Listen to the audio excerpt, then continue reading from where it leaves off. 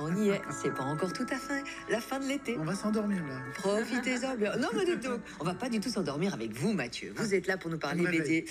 Vous signez des articles sur age-bd.com. Et d'abord une BD avec une magnifique couverture, je trouve. Oui. Et il est question de genre.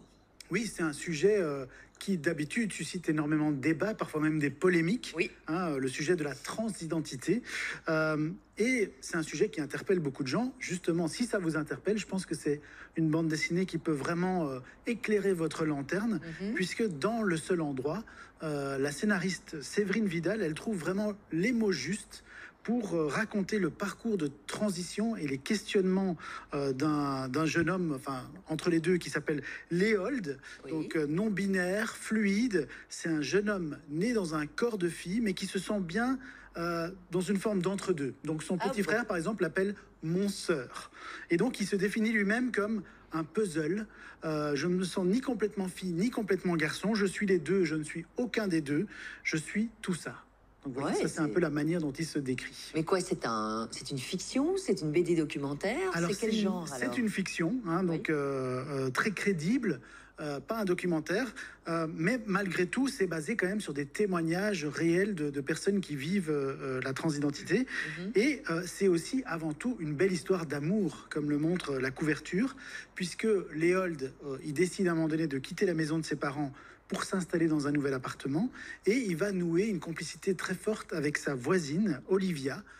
Ils vont se rapprocher parce qu'elle est maltraitée par son compagnon. Alors au début, lui, il ne sait pas très bien comment s'y prendre pour expliquer sa situation à Olivia, puisqu'il a débuté sa prise d'hormones, et donc il n'est plus une fille comme avant, mais il n'est pas encore non plus tout à fait un garçon. Ouais. Donc heureusement, ça va très bien se passer entre eux, puisque Olivia va se montrer très compréhensive et très tolérante. Il y a le couple, mais il y a aussi tout l'entourage, j'imagine, non? Oui, c'est ça qui C'est est... pas facile à comprendre pour les parents. Ah pour ben justement, l'entourage. c'est pour ça que cette BD est très bien, parce qu'elle permet de mieux comprendre, et elle permet aussi de mieux comprendre les réactions des gens, Oui. puisque c'est vraiment basé sur des témoignages réels, et ça se sent, notamment la réaction des parents. Ça, c'est très intéressant dans la BD, puisque le père et la mère de Léold ont deux réactions complètement différentes. Donc Oui. le Comme père, souvent, hein. il essaye de comprendre et d'aider son fils. Il a du mal aussi, mais il essaye de comprendre. Il va notamment se rendre dans une association pour essayer de comprendre un peu mieux ce qu'est la transidentité, alors que sa mère, elle, vraiment, elle a beaucoup de mal à Elle accepter, rejette. et elle continue à mettre sa propre souffrance en premier. Donc, Oui. elle continue à dire à sa fille, j'ai perdu ma fille, enfin, à Léold, j'ai perdu ma fille, je suis dans le deuil de la fille que tu étais. Donc, Voilà, oui, c'est fort. Hein, Donc, c'est vraiment, assez fort. C'est magnifique quand on feuillette la BD. J'adore le dessin. Regardez, Oui. on sent le trait. Oui. C'est du crayon, je pense. Ah oui, tout à fait. C'est magnifiquement mis en image par Oui. les dessins très délicats de l'illustratrice Marion Cluzel. Et vraiment, cette BD, elle nous ouvre en fait les yeux et les cœurs sur la réalité des personnes non binaires. On sait que c'est un sujet complexe, mais c'est traité vraiment avec beaucoup de délicatesse, de simplicité et de pédagogie. Hein. Vraiment, si vous avez Ouais. envie de mieux comprendre ce qu'est la transidentité, ce que sont les personnes non binaires fluides, vraiment, cette BD, elle vous l'explique simplement.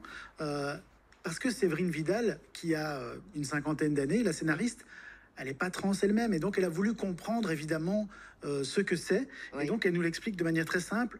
On avait déjà beaucoup apprécié certains de ses albums, notamment Le Plongeon et Nadua, qui étaient deux albums dont je vous avais parlé dans le 6-8. Et ici, en fait, elle s'est inspirée du témoignage d'un ami de son fils qui vivait un parcours de transition. Et elle a également interviewé plein de personnes transgenres. Elle leur a fait relire son scénario, histoire d'éviter les maladresses.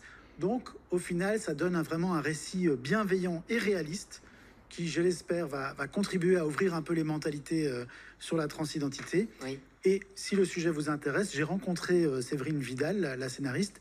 Donc, il y a une interview d'elle sur mon site, age-bd.com, où elle explique un peu plus voilà, tout son parcours et la manière dont projet, elle son a travail. fait son projet. Oui, merci beaucoup. Le seul endroit très intéressant et très d'actualité, forcément, Mathieu. Je pense aussi aux écoles. Pourquoi pas Tout à fait. primaire, c'est peut-être un peu tôt, mais secondaire, je pense à l'adolescence, on peut. Certainement. On parle beaucoup d'éducation clairement à la sexualité. Exactement. Je voulais Ça, pas le ça- dire parce que j'ai peur de ce qui se passe, mais Mais le c'est- seul endroit. Une bonne manière de se renseigner. Exactement, aux éditions Glénat. Merci beaucoup, Mathieu.